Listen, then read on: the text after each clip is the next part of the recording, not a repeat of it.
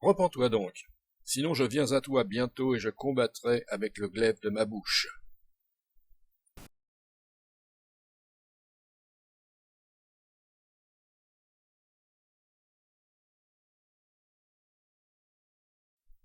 La communauté de la quatrième ville, Thyatire, reçoit de Jésus une éloge brève, mais de poids.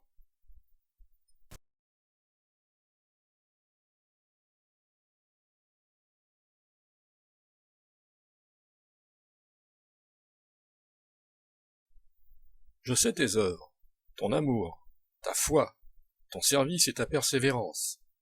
Tes dernières œuvres dépassent en nombre les premières.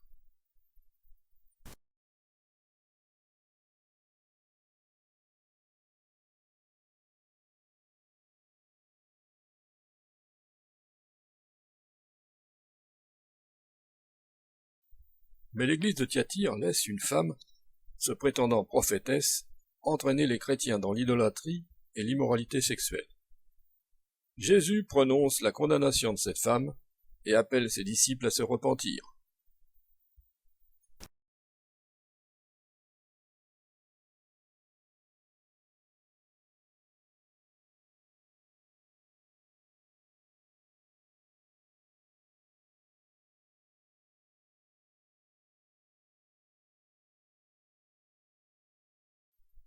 Jésus s'adresse à la communauté de Sardes et dit : « Je sais tes œuvres. Tu as renom de vivre, mais tu es morte.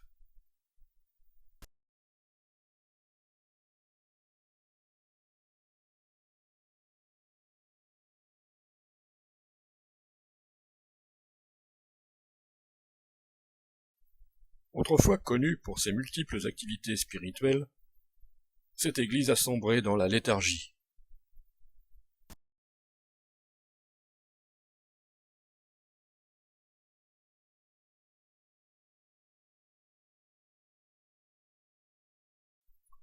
Si tu ne veilles pas, je viendrai comme un voleur, sans que tu saches à quelle heure je viendrai te surprendre.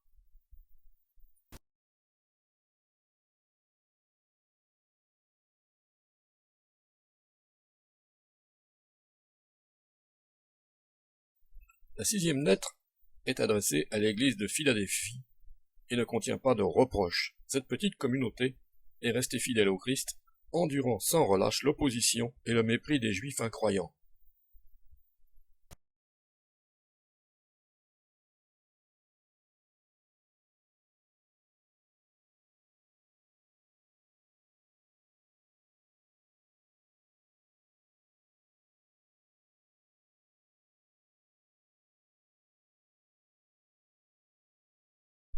Parce que tu as gardé ma parole avec persévérance, moi aussi je te garderai à l'heure de l'épreuve qui va venir sur l'humanité entière et mettre à l'épreuve les habitants de la terre.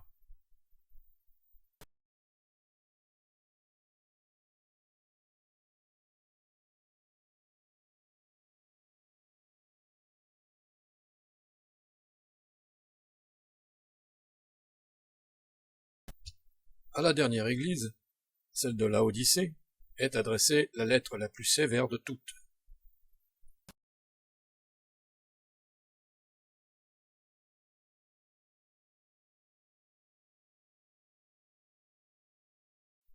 Mais parce que tu es tiède, et non froid ou bouillant, je vais te vomir de ma bouche. Moi, tout ce que j'aime, je les reprends et je les corrige. Sois donc fervent et repens-toi.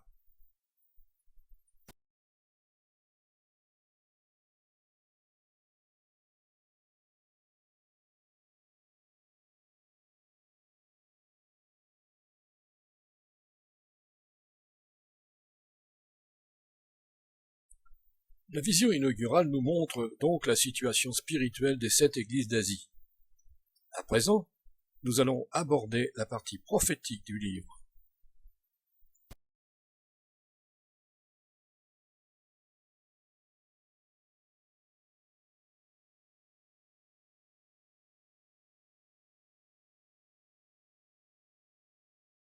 Le ciel s'ouvre devant Jean et il va recevoir les révélations divines qu'il doit transmettre aux chrétiens.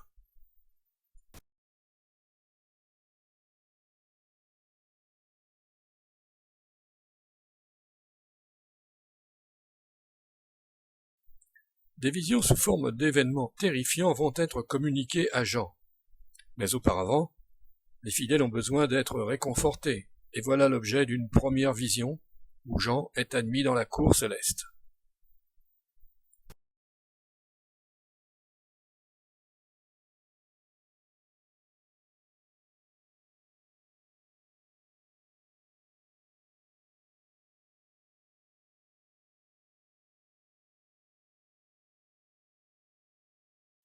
Le décor céleste est dominé au centre par un trône sur lequel le Dieu Tout-Puissant siège en souverain maître de l'univers.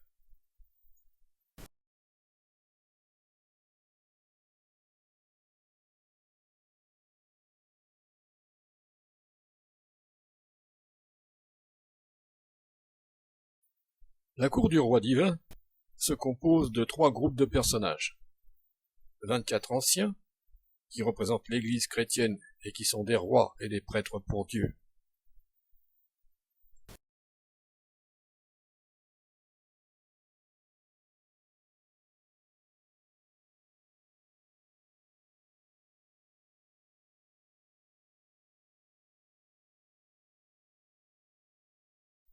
Sept lampes qui représentent l'Esprit Saint.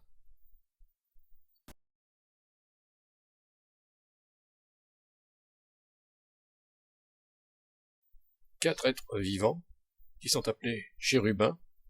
Ce sont les défenseurs attitrés de la sainteté de Dieu, les exécuteurs de ses jugements.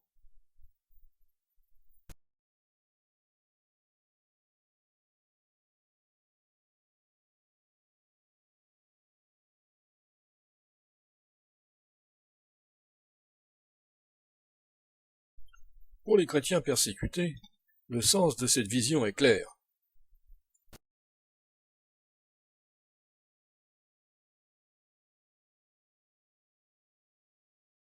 Ce n'est pas en Italie, ni en enfer que siège celui qui détient l'autorité suprême sur le monde, mais c'est au ciel.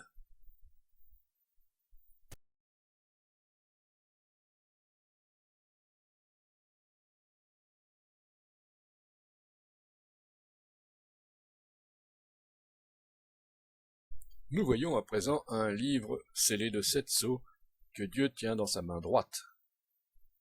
Ce rouleau contient les desseins de Dieu pour l'avenir de l'Église dans sa lutte avec Rome. Ce livre est pourtant scellé, c'est-à-dire fermé.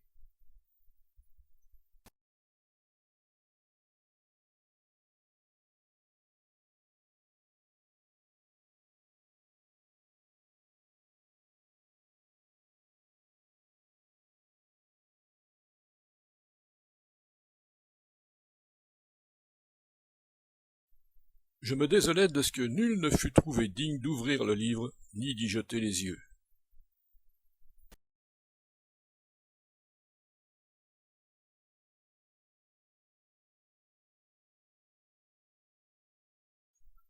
Alors l'un des 24 anciens lui dit de ne plus pleurer, car Jésus, le Christ, a vaincu pour ouvrir le livre.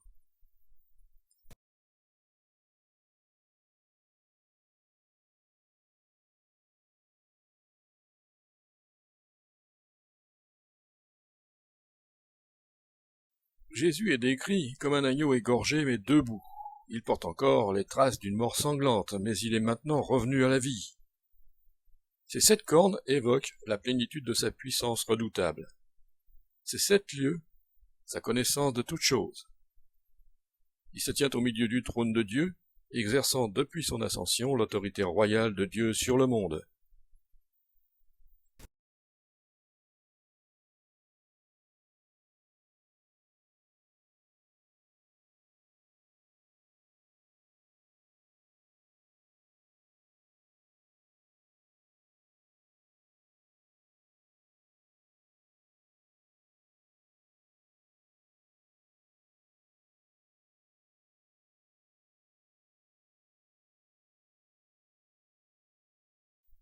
L'agneau reçoit le rouleau.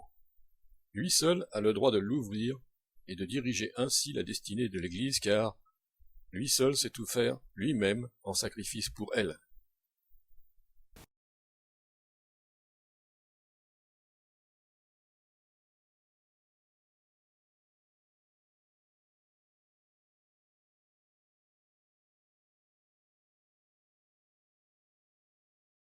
tu es digne de recevoir le livre et d'en rompre les sceaux, car tu as été immolé et tu as racheté pour Dieu par ton sang des hommes de toute tribu, de toute langue, peuple et nation.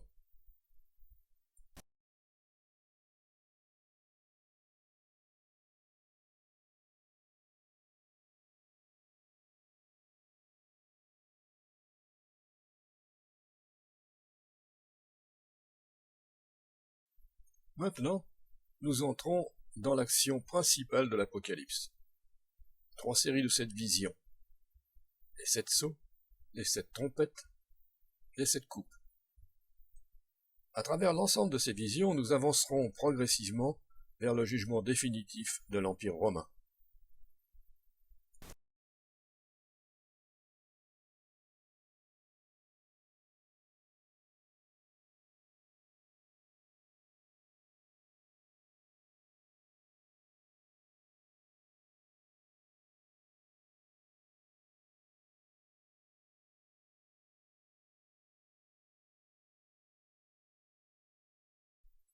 La fonction d'un sceau est d'assurer la fermeture d'un document, de tenir secret son contenu.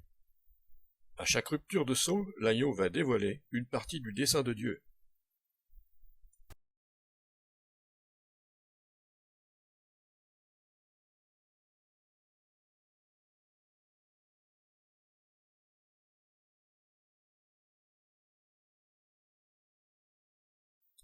L'agneau brise le premier sceau. Apparaît alors un cavalier monté sur un cheval blanc. Le cavalier ressemble nettement à un guerrier parthe, l'ennemi le plus redouté des Romains. Il s'agit de Christ lui-même. Il vient en vainqueur comme adversaire de Rome. Il apparaît en tête pour montrer que toute l'affaire est sous son contrôle.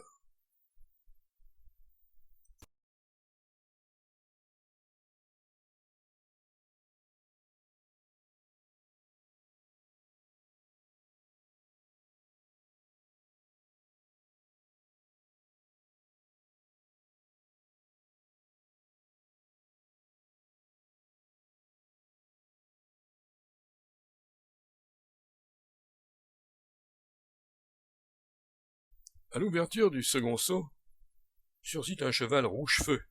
Son cavalier, armé d'une grande épée, personnifie la guerre, moyen par lequel Dieu va abattre l'Empire romain.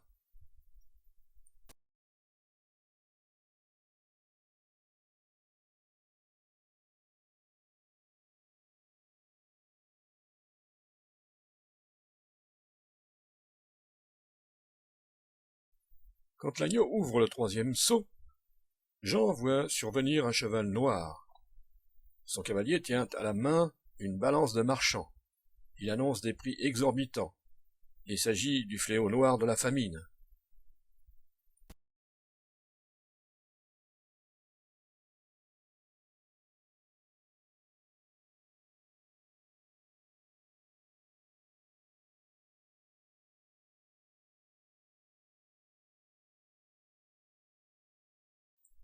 La rupture du quatrième sceau fait surgir un cheval verdâtre. Celui qui le monte se nomme la mort. Il est suivi de l'Hadès, le séjour des morts.